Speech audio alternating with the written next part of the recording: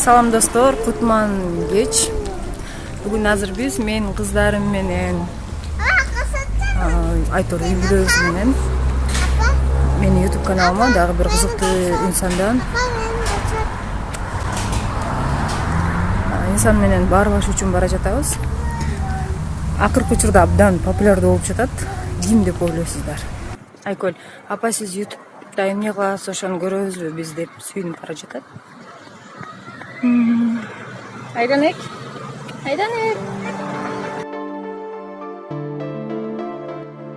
Салам достор, сиздер Айзат Болотбек кызы YouTube каналын көрүп жатасыздар. Өзүңүздөр байкагандай, менин жанымда абдан кызыктуу инсан отурат. Бүгүн кызыктуу бир баарлашуу болот деген үмүттөбүз. Саламатсызбы Нурлан мырза? Саламатчылык. Маегибизде ошол сиздин баягы үй бүлөңүздөн баштасак, бала чагыңыз, ата-эне, бир туугандарыңызды. Фрунзе шаарына төрөлгөм. Фрунзе шаарына төрөлдүм. Кийин школду айылда өз ата-энемдин үйүндө бүттүм. Ошо орус мектепте окудум. Кадимки Таттуу Турсунбаева окуган мектеп ал кезде Москва мектеби деп аталчу. Азыр кийин эле ошо Таттуу Турсунбаева болуп калыптыр азыр.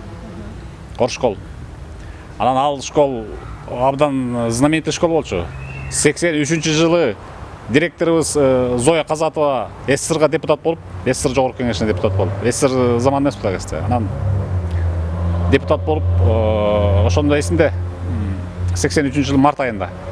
84 беле же. Анан бүт 6-чы, 7-чи, 8-чи, 9-чу, 10-чу класстын отличниктерин жыйнап алып бир класска.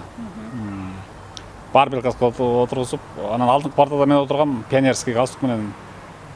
Ошол точно эсимде да, Москвадан, эң биринчи Москвадан ушу бизди көрсөткөн. Зоя Казатова, СССР жогорку советинин депутатынын мектеби деп туруп, ошону кийин көрсөттү. 83-84 жылы. 83-84 жылдар. Анан март айында көрүп, ошондо эң биринчи Москвадан көргөнбүз биз. Мектепте азыр классташтарым көрүп атса калпайтып турбастыр. Биринчи атаман болчумун, постоянно биринчи атаман болчумун мектепте. Биринчи, экинчи, үчүнчүдө бөлчү, андан кийин саналчу эмес. Мен биринчи атаман болчумун постоянно. И отличник болчумун мектепте. Окуун отличниги болчумун. Айтып атпаймынбы, жана отличник катары 6-чы, 7-чи, 8-чи, 9-чу класстын бүт отличниктерин бир класска жыйнап туруп, СССР кезинде 83-жылы киного тартылганбыз. Мына директорубуз ыраазы болуп сүргөн эсимде. Мына силердин себебиңерден, силердин кыйын эмгегиңердин натыйжасында биз мына мен депутат болдум деп аябай ыраазы болуп жайдаңдап, Зоя Казатова. Көрүп атса, өзү көрүп атса азыр калп дебестир. Кийин Россияга тапшырдым. Россиянын Түмен университетине тапшырып, анан армияга кетип, армиядан кайра келип, ушунтип эле бир аны 6-7 жылда бүттүм. Анан ошол Россиядан нары Фулбрайт деген программага илинип калып, отличниктер деп. Анан Америкага кеттим окууга. Diplomatic Language Service деп коет, Арлингтондо, Вашингтондун кире бериш жери. Бул деген биз айтканда Бишкектин кире бериш жери кайсы Новопавловка деген сыяктуу, Арлингтон деген. Ошол жерде Diplomatic Language Service деп коет, обслуживание дипломатических языков. Ошол жерден өзүм окудум англисче тилди. Андан тышкары ошол жерде дипломаттарга Госдепартаменттин дипломаттарына тилден сабак бердим. Орус, кыргызча тилден. Кийин менин дипломаттарым ушу Бишкекте американский посольство иштеп жүрүштү. Казакстанда, Алматыда, мисалы Джон Пурнейл деген консул болуп иштеп жүрдү Алматыда. Орусча үйрөнгөн менен. Ошол.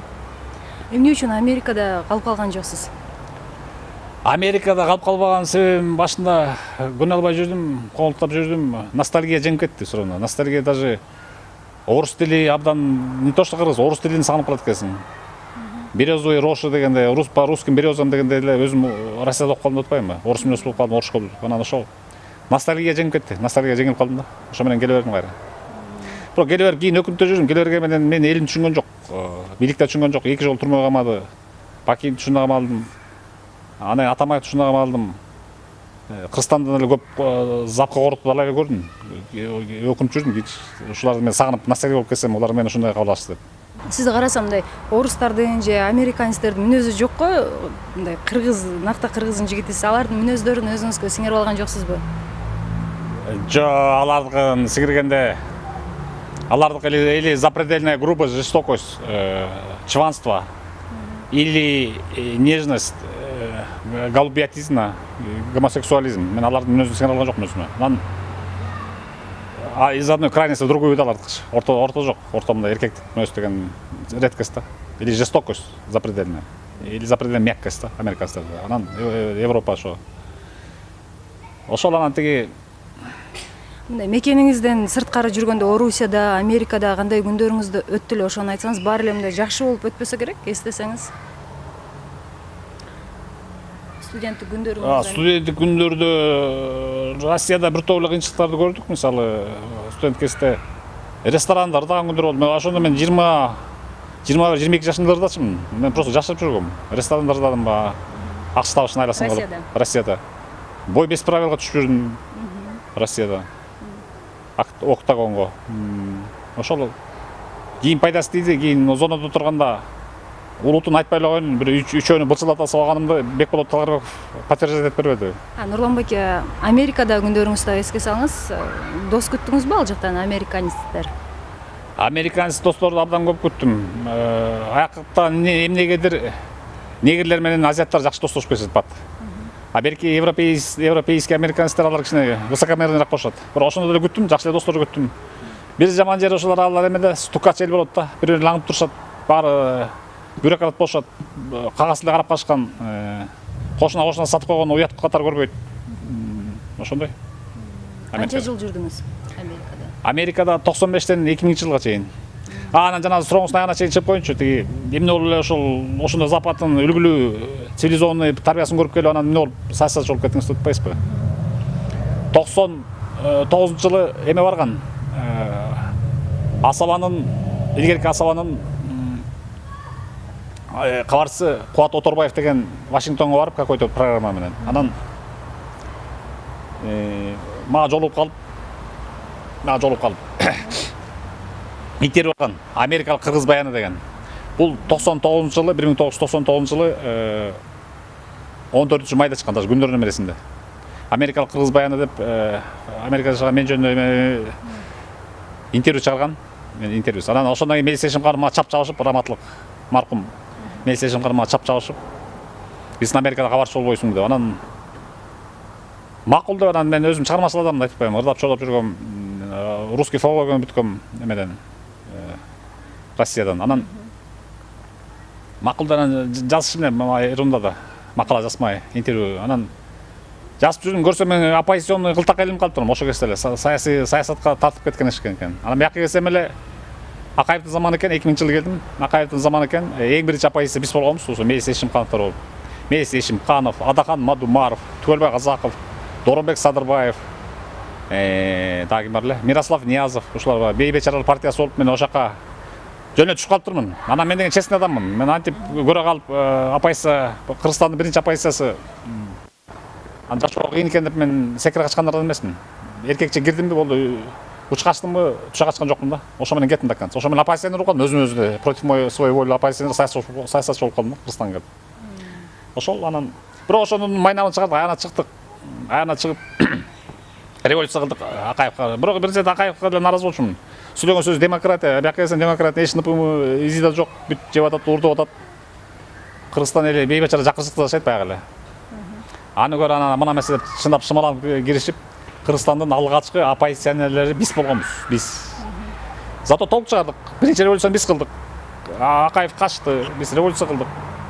Нурлан байке, саясаттан алыстасак, ошол кандай ийгиликтер менен аяктадыңыз? Россиядагы окууңузда, Америкадагы кандай жетишкендиктер болду? Эми мактана албайм көп деле. Россиядагы дипломду, ГОК дипломун алдым. Америкадагы деле нормальный диплом, прямо отличие менен эчтеке бүткөн жокмун. Бирок орто мыянын окуу жагынанчы баягы. Ошол. Бирок бала кезде бирок зато бүт 6 жашымдан 5 жашымдан китеп окуп баштагам. 5 жашымдан килтеген кирпич китеп, монолог кирпичтер болгон калың китептерди. Аны азыркы балдар деле, мисалы, балдар, кичинекей балдар деле смартфонду, телефонду оңой чукулашпай. Ал кезде ошондой болсун керек. Мен да китептерди бат өздөштүрүп атышым да окуп. Мисалы, Асанбек Нөшөрдөн кийин окугам 6 жашында. Андан кийин көп эле китептер окудум. Чыңгыз Айтматовдун китебин, бетме-бет романдар жинаган, повесттер жинаган Чыңгыз Айтматовдун. Айткул Убукеевдин Чырдөбө китебин окугам. Азыр Айткул Убукеевдин Чырдөбө романын билесиңби сен? Айтчы, эч ким билбейт. Баш каарманды айтып берем мен. Баш каарман ийгилик деген киши болгон. Айткул Улукеев мына бүт эсимде. Албан деген батыр балбан бала болгон ошо Албан менен ийгиликтин тегерегинде жүргөн окуяда болчу. Айткул Улукеев кадимки эле кинорежиссер Мелис Улукеевдин атасы раматтылык. Ошонун атасы. Сиздин бир тууганыңызды Нурдин Мотуевди көпчүлүгү билет, экөөңүздөрдүн бир тууган экениңиздерди. Көпчүлүгү билбейт дагы болуш керек. Анан ошол ал дагы илим билимдүү адам, сиз дагы ушул илимге жакын экенсиз. Интеллигенция үй бүлөдө чогойгонбуз. Атам экономист болчу, раматтылык экономист. Мамам врач. Абдан интеллигенция үй бүлөдө чогойгондуктан абдан амбициозный, абдан тартиптүү, маданият болуп чоңойдук. СССР кезинде чоңойдук байгачылык кой үстүндө торгой жумурткалган заманда. Анан тиги ал кезде СССР кезинде тартип катуу эмес беле.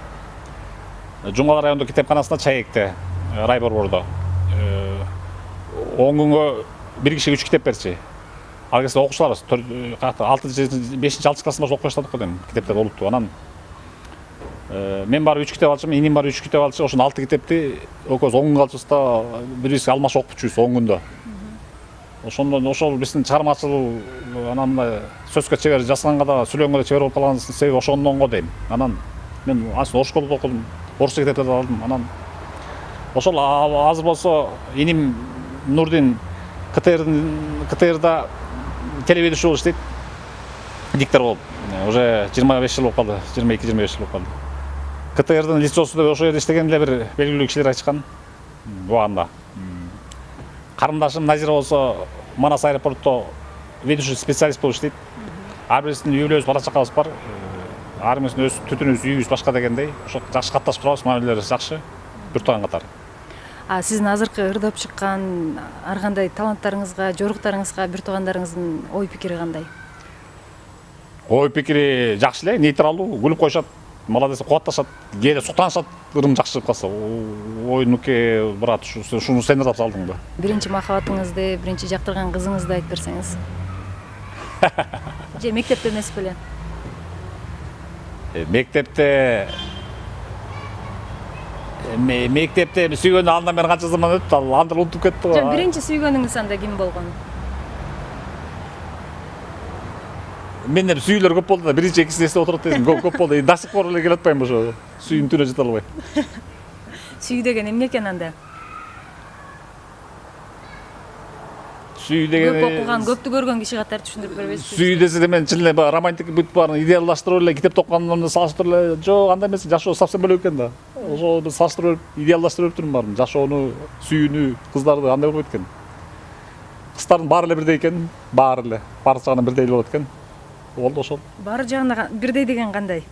Эми айтсам оскорбление болушат, кыз айтпай эле койчу, баары бирдей экен, короче. Бүгүн ачык сүйлөшөбүз деп сүйлөшпөдүк беле Нурлан байке? Айта бериңиз ачык эле баарын эле. Жаш кыздардын жүрөгүн мындай багындырып аласыз да? Сыры эмнеде?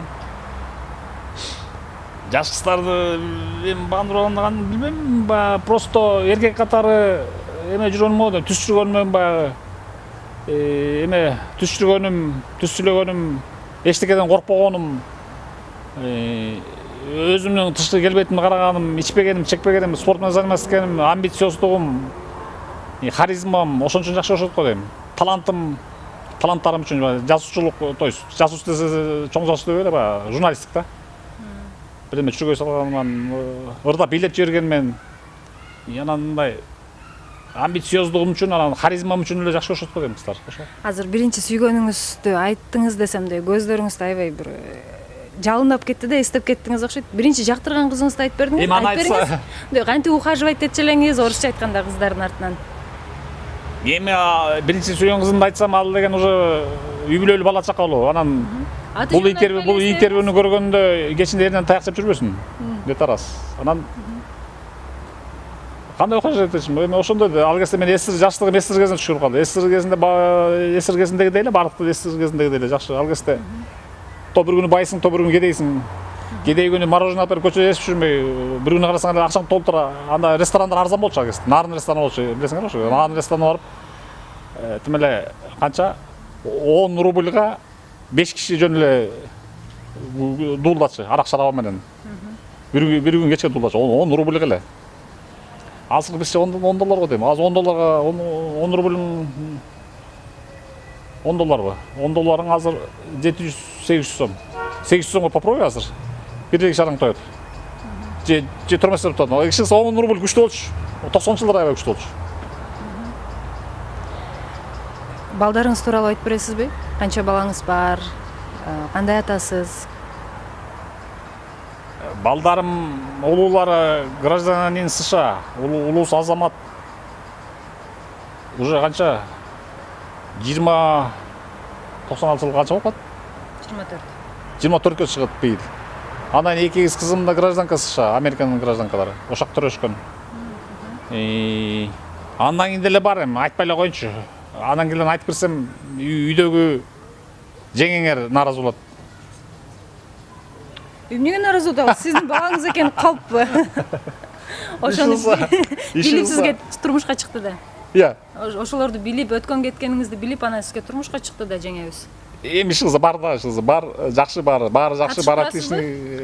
Катышып турам, колумдан келишинче жардам берем. Биринчи анда уулуңуз төрөлгөндө кандай сезим болду эле? Ата деген кандай сезим экен? Биринчисин айтып өтө албайм. Болгондо да Американын Providence Hospital деп коет.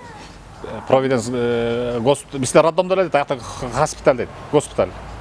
Роддом эле да, атасы ошондой. Анан төрөлүп 96-жыл 14 декабрь төрөлдү. Стрелец. Мен дагы стрелецмин 10 декабрь төрөлгөм.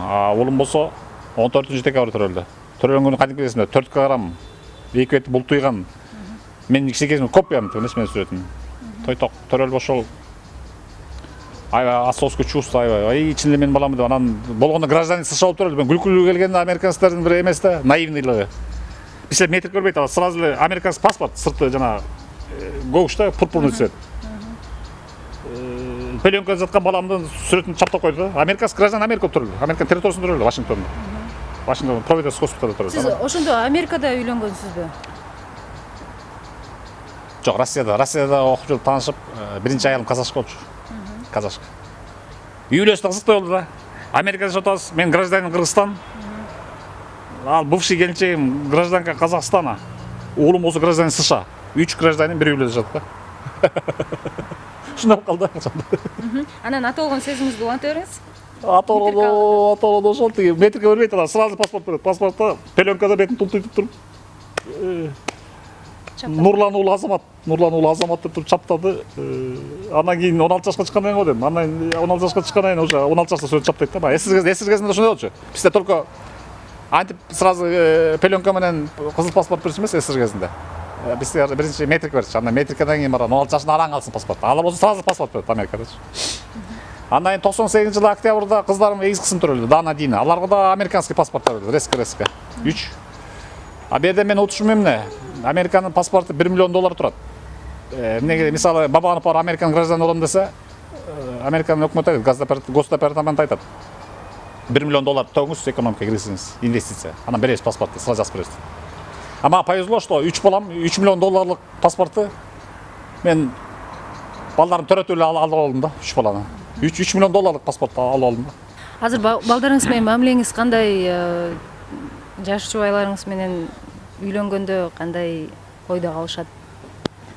Жаш жубайларыңыз дебеңиз го, жубайлар менен баары менен ажырашкам. Азыркы менен жашап атам, акыркысы менен. Той токтор десе. Ооба, анан кыздарыңызга Дана Дина деп кыргызча эмес ат бериптирсиз, балаңызга, уулуңузга кыргызча ат бериптирсиз. Эми бу жерде мындай болду. Биринчи катым казашка болчу деп атпайм. Аны менен догурлоштук, боюнду бар кезинде эле. Биринчиси кыз төрөлүп, эркек төрөлүп аты мен коем, кыргызча коем өзүм билем. Экинчиси сен койсуң дедим. А биринчиси уул төрөлүп калып Азамат деп өзүм койдум. Бир Азамат деген буларга да жакты, казактарга. Анткени булар Азамат деген гражданин деген маани экен да. Гражданин Америка болот, аты Азамат кыргызча, Азамат гражданин казакча мааниси. А кийинкиси сразу эгиз болуп калды, Дана Дина деп казакча тигип койду. Анткени очередь аны койчу да. Эми акыркы суроолорумдун бири, Нурлан байке, интернетти ачсак эле абдан негатив болуп кетти да, акыркы учурдачы. Анан элдин баары эле депрессия, агрессия болуп эле бир башкача заман болуп атат учурда. Ошол тууралуу ой пикириңизди айтыңызчы.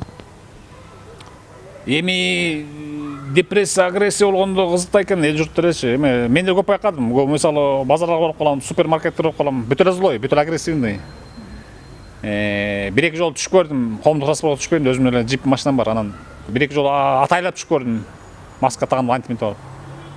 Бүт эле злой ошо, элди эмнеге антип атканын билбейм. Эл журт злой болбой эле калатчы. Мына мисалы мен деле 5 жылдан бери домашний арестте отурам, почти колония поселения. Эч кандай зой болбой эле, жайдаңдап күлүп чайнап эле жүрөм го. Каткырып күлүп ырдап эле. Анан бир болор сыноо ушунчалык ушинтип кеткен болбойт. Ал бул деген Аллахтын берген жазмышы. Бул Кыргызстан гана эмес, вес дүйнө жүзүнө берди. Анан күлүп чайнап жүрсөңөр, наоборот, иммунитетиңер бийик болот. Күлүп чайнап, эчтекеден жаман ойлон, жаман негативден бири-бирин көрө албастыктан алыс болсоңор, баары эле жакшы болот. Акыркы кырдаалда көпчүлүк эл көзүндө жүргөн адамдар жардам берип жатышат да. Мына айрымдары медиктерге ысык тамак ташып атышат. Кээ биркилер бүгүн эле бир актер жазып чыкты. Ошол тез кызматкери унаа жетишпей калса, унаа менен жеткирүүгө даярмын ооруканага депчи. Сиз дагы ушинтип элге жардам берейин деген ойлоруңуз жаралган жокпу мындан кийин? Колумдан келген жардамдарды берип турам, бирок мен тиги арестованный катары, домашний аресттеги адам катары еще террористтик статьялар илип коюшкан мага.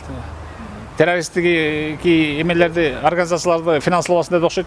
Шотторун бүт арест кылып таштаган башында эле 16-жылы мен арестте шотторум. Азыр жардам берем десем да бере албайм эч кимге. Андыктан бирок мындай живой бизнес кылып колдон келген жардам берип турсам болот. Жана силер айткандай машина менен ары бери ташта коюп, тинтип минтип колдон келген прям миллиондоп бере албасам да, эми беришим мүмкүн. Колдон беришим мүмкүн жардам. Нурлан байке, дагы бир суроо. Сизди мурда эле таанычу эл албетте саясатчы катарынан ырдап чыккандан кийин көчөдөн дагы абдан бир белгилүү болуп жүрсөңүз керек. Кандай кабыл алып атасыз? Жылдыз оорусунан ооруган жоксуз? Мен таң калдым, анткени мурун тиги үйдө мен өзүм центрде турам да, этаж үйдө. Анан муну жөн эле чыкчымын. Мусор ырытып там магазинге чыгып күнүмдүк продукт алам, жөн эле кийинип чыкчымын домашний. Азыр чыгып эле көчөнү бир айланганча меники Московский Гогольдо. Бир айланганда эле тим эле жаш балдар, ошо сел курактуу 25-30 балдар, кыздар байке сүрөткө чыгып койбойлу деп эле үйүм тегерек ушинтип калды кудай атуу. Шаардын центри болгон анан даже азыр мен мусор ырытканга продуктыга жасанып чыкчу болдум да. Кел сүрөткө чыгып койбойлу байке. Кой десең таанышат экен, эми бирөө көңүлүн ооруткун келбейт. Жок десең таанып кадимки былтый шушат экен. Мен сиздин Инстаграмда подписчигим болот дейт. Сразу ошондой болуп калыптыр. Инстаграм популярный уже. Мен сиздин Инстаграмда подписчигиңиз болом деп үйдүн тегерегинен эле мен үйгө киргенче ошо продукт алып бир сааттын ичинде үйгө киргенче эле бир 4-5 жана сөз сүрөткө чыгым да. Анан ошондон таң калдым мен, ошондо аябай популярный болуп кеткен турбайбы деп коем. Жасанып чыгам дегениңизден улам мындай сөз суроо жаралып атат. Сүрөттөрүңүздү байкасам, видеолоруңузда мындай яркий кийип жүргөн жакшы көрөт экенсиз да. Анан стиль, мода эмне экенин түшүнүп артынан куйсузбу? Куйум деп айта албайм, бирок бул мен Америкадан алган тарбиям. Бизде баягы СССРдын байкуштун элдери черно-белый, бледный болуп кийин көнүп ашкан да. Америкада пёстрый, яркий цветтер бул Европа, Американын өнүккөн өлкөлөрүндө илгертен эле. Бул илгертен эле мода. Мен ошо мен тарбиям суроо эме да. Цивилизованный да меники. Русифицированный, американизированный мен тарбиям. Анан мен бул илгертен келе аткан тарбиям да. Илгертен эле мындай жараштуу кийип жүргөнгө аракет кылам да. Нурлан байке, анда ушун менен маек өзүдө жыйынтыктасак, сизге чыгармачылык айтор ийгиликтерди каалайбыз. Кандай багытта иш алып барайын деп жатсаңыз, же алып барып жүрсөңүз. Мен кыздарым кадрга илинип калды окшойт. Катталуучуларыма салам айтабыз баарыбыз. Рахмат. Анан сиз дагы эркин микрофон тартып беребиз сизге азыр. Камеранын ары жагында отурган адамдарга айтар сөзүңүз. Ошол камеранын аркасында отурган элиме айтарым ошол могу башыбызга түшкөн апаат мүшкүлдөн аман эсен чыгалы. Көп нерв болбогула. Канчалык нерв болгон сайын иммунитетиңер төмөндөйт. Иммунитет төмөндөгөн сайын оору чапчалышат. Бул айтылып атпайбы, бул децибел, мегагерц деген болот экен. Ошо герц адам канчалык негативде жүрсө, ошончолук эмеси төмөндөп, иммунитети. Оору жугушу вероятности көп болот экен. Адам канчалык мындай мен сыяктуу болуп пофигизм менен жүрсөңөр мындай эмеңерде көп болот экен, герц оору жоло бербейт экен да. Пофигизм менен жүрүш керек. Анан андыктан ошол силерге берер кеңешим постоянно позитивный настройдо жүргүлө, жакшы маанайда жүргүлө, каткырып күлүп жүргүлө.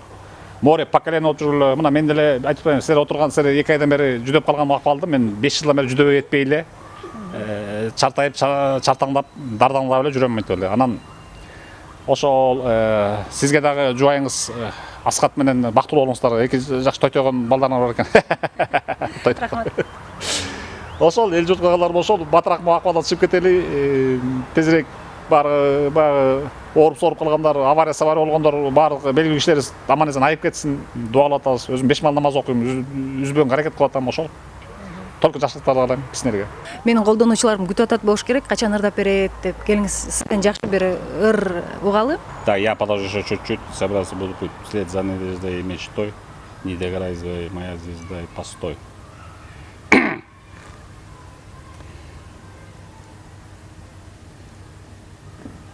Я подожду еще чуть-чуть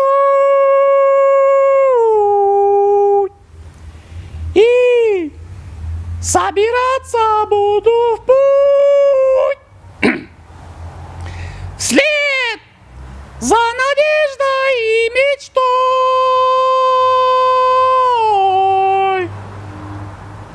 Не догорай, моя звезда.